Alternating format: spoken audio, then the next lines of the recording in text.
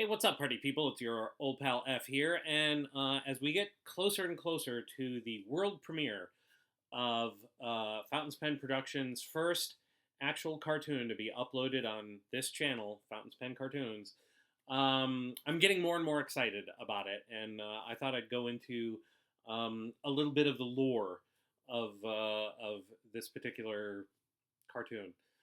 Floccinocci&Tip is what it's called, and as you might be able to tell from the very, very first time I drew them, on the pitch material, it says copyright 2013.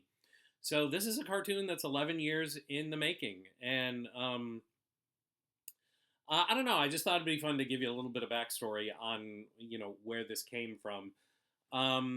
By the time I got around to creating this cartoon, I had moved from Los Angeles and was living in New York, and I had really, really gotten quite very, very burnt out on the whole pitch a cartoon, have a network get interested in it. They jerk you around for anywhere from 6 months to 2 years to 3 years of your life, giving you almost no money, to just continuously work and work and work and put more and more of your heart and soul into something, only to find out that your cartoon is being dropped and replaced with something that the network already owned or something like that. So because they didn't want to experiment with anything brand new. I was living. I'd already left LA, and I had already kind of said I'm not going to pitch cartoons anymore. They've I've been down that road too many times, and it sounds like I'm being a wimp here, but it's emotionally taxing to put so much of yourself into something, and spend years working on it, only to have all your hopes dashed, um, by a bunch of network suits. Sorry, network suits, not sorry. Um, when I came up with Floccinocci&Tip, I got a call from one of the handful of network suits, that I hesitate to even call that, because I consider them a good friend. We're friends on like Facebook and other stuff like that, and it's someone that I had worked with on some of the shows that you hear me talk about that I worked on for a long time, and someone who was always really, really pro F, pro the creator named John Fountain, and always was good to me, was nice to me and kind to me, and really seemed to take an interest, in my work. And so when this person, I'm not going to name them by name just because who knows if they even want me to talk about it. But so when they approached me, they called me up while I was living in New York, and I don't think they had even known that I'd moved out of Los Angeles. But they're like, hey, Nickelodeon wants to do another incubator shorts type program. What do you got? Um, and I was like, you guys have seen everything I have. And this person was like, well, yeah, but we want them to be super duper short. We want some really, really quick short cartoons.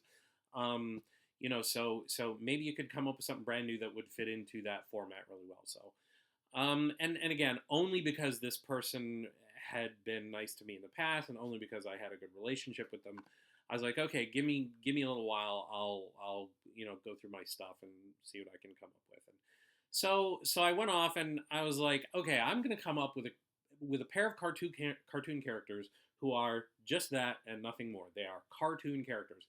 They're meant to be cartoon characters.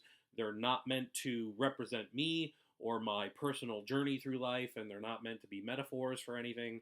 They're literally there to be entertaining little characters. And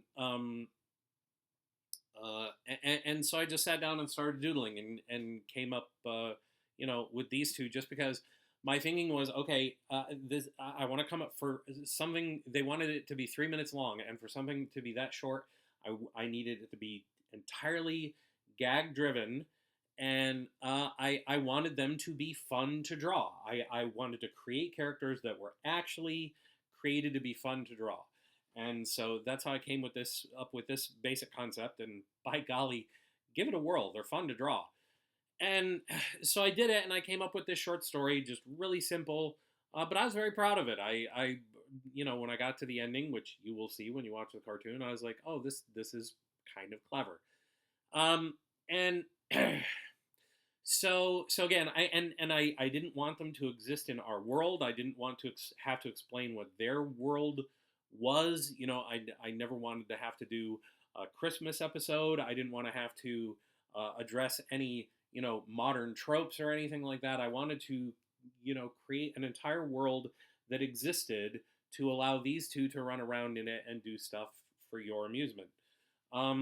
So which was very freeing, and I found that like very liberating, and the more I sort of drew these two, I found myself going, oh wow, this is tons of fun. It's fun not having to be weighed down by a giant backstory or some gargantuan plot that where I have to, and it was nice not going, okay, who are their parents and what do they do for a living, and do they have any friends at school, and what's a just to get away from it all.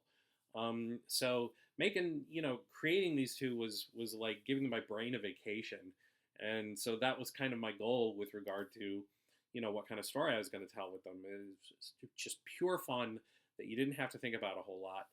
And so I whipped up a pitch book, some additional story ideas, and the original sort of pitch storyboard for this. And like I said, by this time I'd moved to New York, so I sent via the internet. Like I said, this 2013, sent via the internet, sent my storyboard pages, and pitched this idea over the phone. And I could tell almost instantly that my friend who had originally approached me about this had already been given just a giant list of mandates from Nickelodeon saying, here's exactly what we're looking for, and if it doesn't fall into any of those categories, we're not interested. And, I could just tell halfway through the pitch that that was the response I was going to get was, hey, this is really neat, but here's what we're looking for. Can you do something more like this? And sure enough, and again, this is nothing against, my friend, the executive. They you could tell their hands were tied and didn't want to, couldn't go against the company mandate and that sort of thing, and gave me the whole, this is really neat. What else you got? And it's kind of funny because I can still remember that very moment on that phone call like it was yesterday, where something in my brain finally said, F, you have had it with this. You've had it with this kind of conversation. You've had it with the, what else do you have? And I said to them in the politest possible way I could muster, you know what, I've been pitching to you guys for years. You know what I've got. It's not a matter of what I can come up with. It's a matter of whether or not you guys are ever going to be in the market for a John Fountain cartoon, which you're clearly kind of not, and who knows if you ever will be. By the way, no harm, no foul. I get it. You've got a brand, you've got to follow it, but this is it for me. So and I remember hanging up thinking, oh wow, did I just burn a bridge, or like what happened there? But again, I remember getting off the call feeling like, now I'm free. Now I'm just free. I don't have to think about this stuff anymore. And it was in the following years that I started, adding to material that I'd already come up with, and sort of feeling like, ooh, someday I might be able to breathe new life into these things because, I'm not sitting around thinking about, well, what are the current trends in cartoons, and what are we supposed to be doing? I felt free, and that's why about a year and a half ago, when I got the idea of starting Fountain's Pen Cartoons and Fountain's Pen Productions, it struck me, it's like, this is a good excuse to just take all these ideas that have been sitting around for, many of them for 10, 15 years, dust them off, and let a new generation of people, take them over and see if we can do something out of them. So anyway, that is the story of Floccinocci&Tip. It was quite literally the very last cartoon that I pitched to Nickelodeon, and the cartoon that where I said to myself, you know what, I think I'm kind of done with this whole pitching to the networks thing. And again, like I said, I hold no grudges against any of them. I understand. You know, apparently they all thought the world just had never quite gotten to a place where it was ready for a John Fountain cartoon. But you know, thanks to YouTube and the modern internet, the world is going to get a John Fountain cartoon whether they wanted it or not. So anyway, and like I said, I designed these characters to be easy to draw, and now, by golly, I can't stop drawing them, and I can't stop painting them. So you know, I have already gotten little bits of fan art trickling in here and there. So by all means, please make with the fan art. Anyway, um, uh, the cartoon premieres on September 28th, and guys, I am begging you, and I just ain't too proud to beg because the crew that worked on this are amazing. The crew at Fountain's Pen Productions are all just working their fingers to the bone to bring you guys new original free content. So please, please, please like, share, subscribe. Tell all your friends what we're doing here and why we're doing it. You know, I really hope you like what you see when you see it. And I'm really trying to sort of build a community here. So we would love to hear from you. We would love to hear, you know, any critiques, criticisms, and hey, you know, praise don't hurt either. Anything you've got for us because we are doing it for the love of the craft. So anyway, thanks for tuning in. Please tune in September 28th for the premiere of Floccinocci&Tip. It'll be premiering, I believe, at 2 p.m. Eastern U.S. Time. So anyway, thanks again, everybody. Zigga zigga, party people.